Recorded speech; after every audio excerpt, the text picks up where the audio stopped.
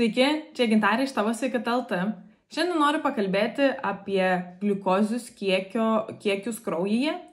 Ir ne, tai nėra svarbu vien tik tiems, kurie yra prediabetikai arba jau turi tam tikro tipo diabetą. Tai yra svarbu kiekvienam žmogui ir aš labai ilgai ignoruodavau informaciją, kas yra susijusi su didesnio cukraus kiekiu kraujyje, su jo šuoliais ir taip toliau, nes galvodavau, čia cukrus, aš neturiu problemos su cukraus kiekiu kraujyje, šiaip aš nesu nei diabetikė, nei prediabetikė ir čia yra jų problema ir po to tiesiog, kadangi pradėjo didėti klientų bazė, kurie turi antro tipo diabetą, tai natūraliai labai daug domėjausi ir domiuosi vis dar apie antro tipo diabetą, kaip jam padėti per mitybą, per natūralius būdus ir taip toliau. Ir vis daugiau man pasaulis pradėjo komunikuoti ir suteikti šaltinių ir žinių, kad visgi tas cukraus kiekis kraujyje, tas gliukozės kiekis kraujyje mums kiekvienam yra beprotiškai svarbu. Dėl to, kad realiai galite apsibūdinti, ar sveikai maitinatės, ar gerai jaučiatės, ar jūsų sveikata optimali, netgi žiūrint į būtent cukraus šuolius jūsų kraujyje. Nes visa tai labai turi didelę įtaką mūsų apskritai visiems, labai daug sričių ir visiems mūsų organams, nuo to, kaip dažnai ir kokiu aukštumo lygiu tuos cukraus šuolius savo kraujyje ir turite. Tai tiesiog čia keletą dalykų pavardinsiu, su kuo tai gali būti susiję. Tai tie cukraus šuoliai kraujyje, tai yra ir širdies sveikata, ir inkstai, ir akys, ir nervai, ir kojos, ir oda, ir nuotaika, ir energijos lygiai. Ir tada to pasekoje, jeigu turite dažnai ir aukštos tuos cukraus šuolius kraujyje, to pasekoje dar begalė ir maišas ligų. Tai kiekvienam tai turėtų rūpėti ir jūs būsite tuo sveikesnis, kuo mažesnius tuos cukraus šuolius turėsite ir kuo turėsite juos retesnius. Dabar, tai ką daryti? Ką daryti jums šitą informaciją, ką aš pasakoju? Tai pirmiausia dalykas toks, kas sukelia aukštą cukraus kiekį kraujyje. Tai yra daug niuansų, bet didžiausias procentas krenta tam, ką valgote. Tai yra, jeigu valgote daug angliavandenių ir angliavandeniuose, jeigu yra daug cukrų, natūralių, nenatūralių, pridėtinių, aišku, labiausiai tai pridėtinių turėtume vengti, bet to tarpu lygiai toks pat cukrus kaip fruktozė, ar ne, tai yra cukrus iš vaisių, pieno cukrus ir taip toliau, natūralus esantis piene. Tai jie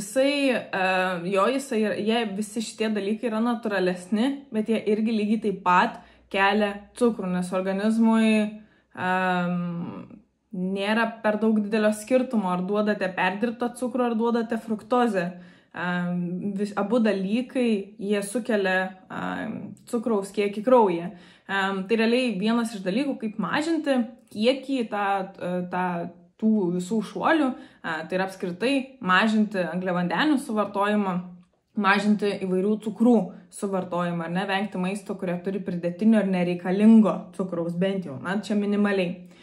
Bet šiam gyvenime, žinau, kad mažinti, tai kiekvienas mes galime, bet visiškai to atsisakyti, yra labai sunku ir praktiškai neįmanoma. Tai ką tada daryti?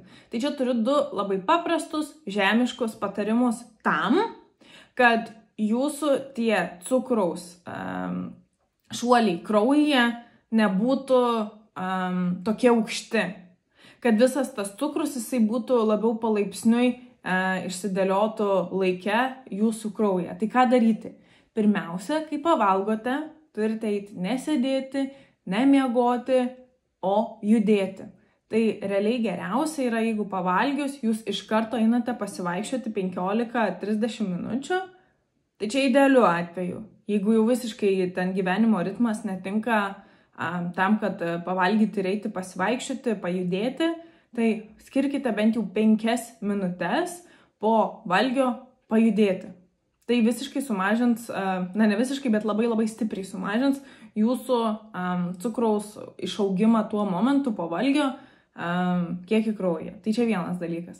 Antras dalykas, prieš valgant angliavandenius, cukrus, nesvarbu, ar tai būtų labai prastas maistas su cukrumi, tai pavyzdžiui Snickersas, ar tai būtų tiesiog, nežinau, vaisiai ar jogurtas su vaisiais ar kažkas tai tokio, prieš valgant turite suvalgyti maistą tokiu eiliškumu. Tai pirmiausia, jūs turite valgyti maistą, kuris turi daug skaidulų ir dažniausiai tai bus daržovės, salotos.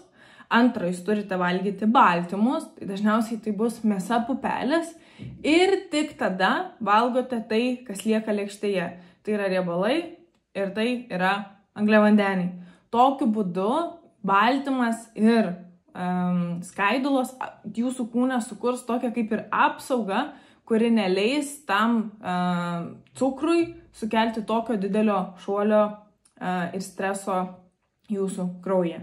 Tai tiek žinių, kiekvienam tai yra labai svarbu. Čia dalinuosi labai paprasta informacija, aš manau, apie cukraus kiekį kraujyje kalbėsiu ir ateityje, nes tai yra labai svarbu kiekvienam. Na, kol kas pabandykit suprasti, kas tai yra ir laikykitės šių 3 patarimų. Mažinkit cukrų, pajudėkit pavalgę ir valgykit kitokių eiliškumų. Tai pirmiausia, bent jau suvalgykit daržovės ir tik tada visą kitą, kas yra jūsų lėkštėje.